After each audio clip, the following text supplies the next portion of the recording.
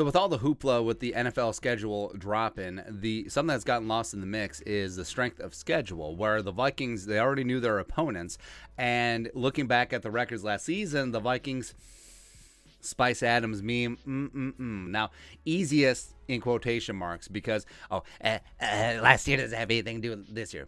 Whatever. But the Vikings, based on how their opponents for this season played last season, looking pretty damn good. So going through the strength of schedule. So, of course, at the top. See, this is one of the things that helps push teams back to the middle because the NFL wants as many teams as possible to be competitive, as many teams as possible to have a chance to win the Super Bowl. And having that competitive balance, this is what, draft picks, salary cap, and this, the schedule is one of the ways to do it. So the Rams and the Bengals and the Cardinals, Rams and the Bengals, two Super Bowl participants last year, they have two of the top three toughest schedules based on 2021 opponents ranking. Of course, that's and then the Cardinals are up there with 543 as well. Now, part of the schedule is the rotation in between the divisions as well as out of conference. So this year, the Vikings play the AFC East as well as the NFC East. Now, playing the NFC East, that's going to make you feel good about your damn schedule, man. But also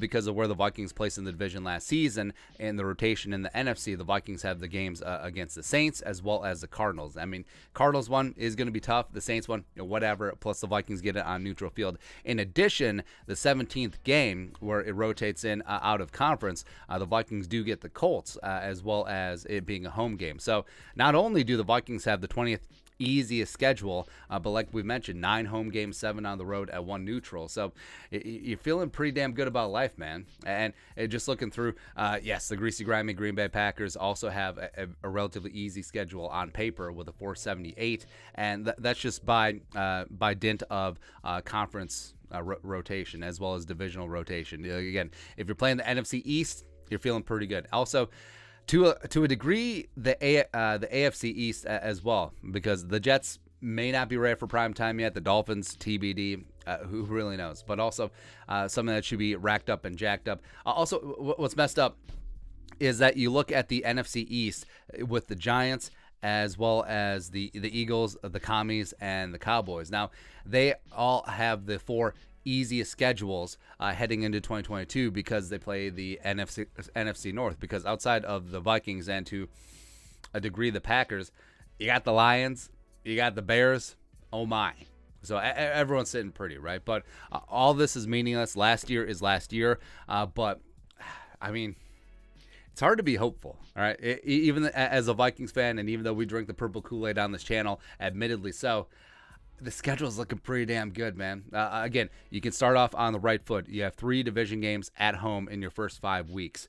Your bye week's week 7. The Saints game in London, you can come back and you're going to be good to go with a home game against Chicago. And most of the tough games that the Vikings have, you have the Cardinals, you have the Cowboys, you have the Patriots, obviously splitting with the Packers, but you have them at home, right? The only tough road game of note besides Green Bay week 17 is at the Bills, and that's an out-of-conference road game. So there's obviously no meaningless games in the NFL, but if you're going to drop one in terms of what matters in terms of tiebreakers, the out-of-conference on-the-road game, that's not bad. That's not bad at all. So I feel pretty good.